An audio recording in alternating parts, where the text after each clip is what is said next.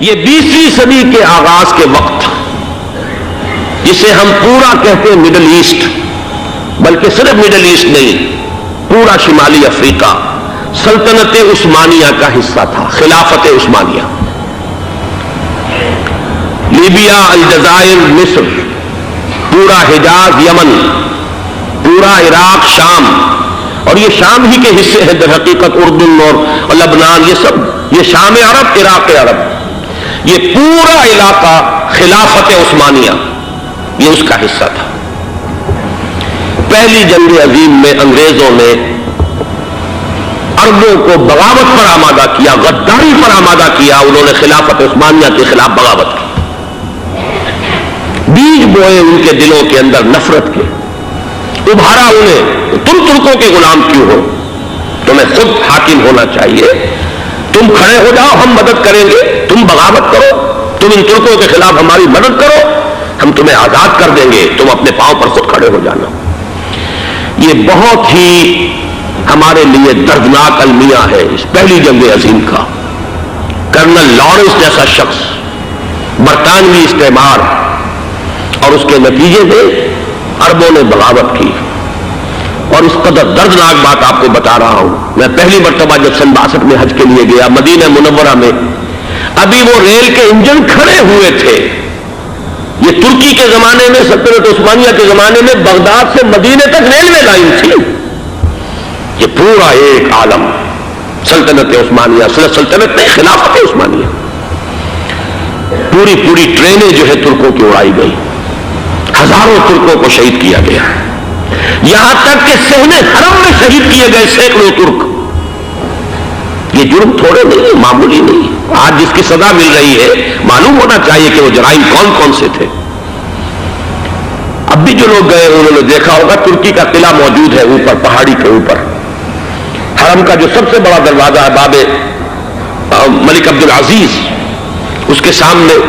ایک لائبریری ہوتی تھی، اب تو غالباً وہ بھی گرا دی گئی ہے، اس کے پیچھے پہاڑی پر ترکوں کا قلعہ ہے پرانا، اس پر توپیں موجود تھیں۔ جب بغاوت ہوئی ہے، جو حرم میں آئے ہوئے تھے ترک فوجی، ظاہر بات ہے بہتے، وہ تو نماز پڑھنے آئے ہوئے تھے، ان کو وہاں ذبح کیا گیا ہے، اور ترکوں نے اپنی توپیں استعمال نہیں کی کہ کہیں بیت اللہ کو کوئی غم نہ پہنچ جائے۔ بہرحال یہ غداری ہوئی ہے پہلی جنگ عظیم کے دوران، اور نہ صرف ترکوں کے، عربوں نے کی ہے۔ جیسا کہ میں نے کہا تھا، دو ہے سب سے بڑے مجرم روئے ارضی کے اوپر امت مسلمہ کے طبقات۔ ہمارا پنجابی سپاہی بھی جا کر انگریزوں کی مدد کر کے ایلن بی کو قبضہ جو لے کر دیا بغداد کا، اس میں ہمارے مسلمان پنجابی سپاہی بھی شامل تھے۔ یہ خون چکاں باب ہے ہماری تاریخ کا اس صدی کا۔ لیکن اس کے بعد سلطنت عثمانیہ کے ٹکڑے ہو گئے، چیچڑے ہو گئے۔ ایک انگریز نے لکھا ہے یہ جملہ، زہر میں بجھا ہوا جملہ، کہ تاریخ میں یہ بات ثبت ہو جائے گی کہ ایک انگریز نے اس سلطنت کے ٹکڑے کر دیے کہ جو عمر فاروق نے قائم کی تھی رضی اللہ تعالیٰ عنہ۔ یہ پورا عالم، یہ تمام علاقہ کس نے فتح کیا تھا؟ یہ بات ہاتھ بدل گئے تھے، پھر ترک آ گئے، خلافت عثمانیوں کے پاس چلی گئی، لیکن یہ سلطنت تو حضرت عمر رضی اللہ تعالیٰ عنہ کے زمانے سے چلی آ رہی تھی۔ اس کو ایک انگریز کرنل نے، اور اس نے بغاوت سے آمادہ کر کے عربوں کو اور ترکوں کے پیٹھ میں چھرا گھتوا کر ان کے ذریعے سے اور ٹکڑے کر دیے۔ لیکن جب جنگ ختم ہوئی، اب انہوں نے کہا کہ اب ہمیں آزادی دیجیے، تو اب انہیں معلوم ہوا کہ غداروں کو دنیا میں کیا ملتا ہے، ٹکڑے کر دیے گئے۔ یہ حصہ عراق یہ انگریز کے پاس رہے گا، شام کا یہ علاقہ یہ فرانسیسیوں کے پاس رہے گا، مصر پر انگریزوں کا تسلط رہے گا، لیبیا اطالویوں کے پاس رہے گا، لے دے کر یہ جو علاقہ تھا حجاز، کیونکہ وہاں کچھ تھا ہی نہیں، بوادن غیر ذی زرع، یہ عربوں کے پاس چھوڑ دیا گیا۔ اس وقت جو بادشاہ ہے شاہ حسین اردن کے، ان کے دادا سب سے بڑے غدار وہی تھے، لہذا ان کو اس علاقے کی بادشاہت دے دی گئی۔ اس کے بعد نجد سے تحریک اٹھی ہے، وہ سعودی جو خاندان ہے وہ نجد سے اٹھا ہے۔ نجد میں اس وقت کچھ بھی نہیں تھا، وہ تو صرف ریت کے تودے تھے اور کچھ بھی نہیں، لہذا ادھر کسی استعماری قوت کو دیکھنے کی ضرورت ہی نہیں تھی۔ وہ تو بعد میں تیل برآمد ہوا اور اس کی حیثیت ہو گئی، اور یہ امارات کا علاقہ جو ہے اس کی دنیا میں اب گویا کہ یوں سمجھیے کہ جو سب سے زیادہ اہم علاقے ہو سکتے ہیں روئے ارضی کے نقشے پر ان میں سے ایک میں ہو گیا، لیکن یہ اس وقت کی بات میں کر رہا ہوں، کوئی حیثیت نہیں تھی، لہٰذا اس کو چھوڑ دیا گیا۔ یہ ہے تاریخی پس منظر، یہ لکیریں جو کھینچی گئی ہیں، یہ ایک ملت اسلامیہ کو جو قومیتوں میں تقسیم کیا گیا، پھر نعرے لگوائے گئے المصر للمصریین الشام للشامیین، اب شامی ایک علیحدہ قوم ہو چکے ہیں، مصری ایک علیحدہ قوم ہو چکے ہیں، عراقی ایک علیحدہ قوم ہو چکے ہیں۔ یہ ساری تقسیمیں استعمار کی پیدا کرنا ہے، اس کا کوئی تعلق اسلام کے ساتھ نہیں۔ اب ضرورت تو اس بات کی تھی کہ استعمار کے پنجے جب یہاں سے کچھ ہٹے،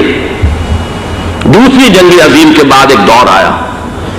امریکہ ابھرا ہے دنیا کی عالمی سطح پر سیاست میں، اس کے ہاں کچھ آزادی کے تصورات تھے، اس نے بھی سپورٹ کیا۔ برطانیہ کمزور ہو چکا تھا، وہ اتنے بڑے علاقے کو ہولڈ نہیں کر سکتا تھا، ہندوستان بھی آزاد ہوا، پھر یہ کہ اور دوسرے علاقوں سے بھی اس کو پسپائی اختیار کرنی پڑی۔ استعمار کے پنجے جس طرح بھی ہوئے، ان کے سینوں سے، اربوں کے سینوں سے جو ہے گویا کہ وہ ہٹے، لیکن امریکہ نے ایک اپنی بہت بڑی حکمت عملی جو اختیار کی، عالم عرب کے سینے میں اسرائیل کا خنجر پیوست کر دیا تاکہ یہ کبھی آزاد نہ ہو جائے، ہمارے انگوٹھے تلے رہے، ہماری پالیسی گواہی کرے۔ یہ استعمار کا دوسری جنگ عظیم کے بعد جہاں برطانوی استعمار، فرانسیسی استعمار رفتہ رفتہ یہ ہٹنے شروع ہوئے، صدر ناصر نے انگریزوں کو اٹھا کر پھینکا میڈیٹرینین میں اور دوسرے جگہوں سے، الجزائر نے آزادی حاصل کی فرانس سے، اطالویوں سے جو ہے لیبیا والوں نے آزادی حاصل کی، یہ ہو گیا، لیکن ایک خنجر پیوست کر دیا گیا اسرائیل کا سینہ عرب۔ اس صورتحال میں ظاہر بات ہے کہ ایک تو بڑی آئیڈیل پوزیشن تھی کہ پورا عالم اسلام متحد ہو، لیکن وہ تو بہت دور کا خواب معلوم ہوتا ہے۔ علامہ اقبال سے بڑا کوئی نقیب نہیں ہے ملت اسلامی کی وحدت کا، ایک ہو مسلم حرم کی پاسبانی کے لیے نیل کے ساحل سے لے کر تابخا کے کاشور، لیکن انہیں بھی اپنے لیکچرز میں کہنا پڑا کہ اس وقت جو صورتحال ہے پورے عالم اسلام کی ایک وحدت بن جانا تو تقریباً ناممکن نظر آ رہا ہے۔ اگر کسی طرح ایک common wealth of Muslim nations وجود میں آ جائے تو بھی بڑی کامیابی ہوگی، لیکن اس سے بھی پہلے یہ تو زیادہ آسان تھا کہ عالم عرب ایک وحدت کی شکل اختیار کر لے۔ یہ تو ایک قوم ہے، اکثر و بیشتر ایک نسل یا زیادہ دو نسلیں کہتی تھی، شمالی افریقہ میں بربر نسل بھی ہے، باقی تو سب عرب ہے۔ یہ پورا عالم ایک نسل، ایک زبان، پورے اتنے رقبے کے اوپر بولے جانے والی ایک زبان، یہ تو ایک ہو جائے۔ افسوس یہ ہے کہ اس کا ایک ہو جانا، ایک شخصیت عمری تھی جو مذہبی مزاج کی شخصیت تھی، جو دینی مزاج کی حامل شخصیت تھی، اگر اس کی قیادت میں عالم عرب متحد ہو جاتا تو واقعتاً ایک بہت بڑا جو ہے مرحلہ وہ طے ہو جاتا پوری عالمی ملت اسلامیہ کی ایک وحدت اختیار کرنے کا۔ وہ شخصیت تھی شاہ فیصل شہید کی، اور اس لفظ کے ساتھ بھی آپ کے ذہن میں آ گیا ہوگا کیوں انہیں شہید کر دیا گیا، کس نے کیا کرایا، کہاں سے تعلیم حاصل کر کے آیا تھا وہ جس نے شہید کیا شاہ فیصل شہید کو، اس کی گردن پر کون سوار تھی، وہ یہودی لڑکی کے جس کے فوٹو بھی شائع ہوئے، ایک گردن پر اٹھائے کھڑا ہوا شہزادہ اپنی ایک یہودی دوست کو، لڑکے کو، اور وہی ہے کہ جس نے جا کر پستول سے شہید کیا ہے۔ اچھی طرح جان لیجئے، جیسے بارہا میں نے عرض کیا ہے کہ حضرت عمر کو شہید کرنے والا کہنے کو ابو لولو فیروز تھا، لیکن اس کے پیچھے پورا ایرانی نسل پرستی کا جو پورا پس منظر ہے، اسے تو ہر شخص جس کی ذرا بھی نگاہ جو ہے جو صرف منظر کو نہ دیکھ رہی ہو، پس منظر کو بھی دیکھنے والی ہو، وہ تو جان دے گی کہ ابو لولو فیروز ایک فرد کا نام نہیں تھا، وہ ایران کا انتقام تھا عالم عرب سے۔ بالکل اسی طریقے سے یہ امریکی استعمار کا ہتھ کنڈا تھا، اسے محسوس ہوا۔ شاہ فیصل مذہبی مزاج کا شخص یہ ابھر رہا ہے، اور یہ شاہ فیصل کی حکمت عملی کا ذرا آپ اندازہ کیجیے۔ لاہور میں سمٹ کانفرنس ہوئی، اس میں وہ آئے، سب سے ٹاورنگ پرسنالٹی پورے اس وقت عالم اسلام کے میں شاہ فیصل کی تھی، اور وہ گویا کہ ایک بہت ہی جس کو کہا جائے کہ ایک بہت ایلڈرلی، ایک بزرگانہ ایک شخصیت جو ہے، اور انہوں نے اپنے دولت کے دروازے عرب عرب میں وہ مشہور تھے کہ نہایت خسیس اور بخیل انسان ہے، اس لیے کہ وہاں وہ خرچ کرتے تھے حساب کتاب کے ساتھ، لیکن ان کے خزانے کھلے ہوئے تھے عالم اسلام کے لیے، ادھر بھی مدد ہے ادھر بھی مدد ہے، ادھر بھی کام ہو رہا ہے ادھر بھی کام ہو رہا ہے۔ پھر انہوں نے تیل کا ہتھیار استعمال کر کے ایک دفعہ امریکہ کو دن میں تارے دکھا دیے تھے، لہذا ان کا ہٹایا جانا سین سے یہ امریکی استعمال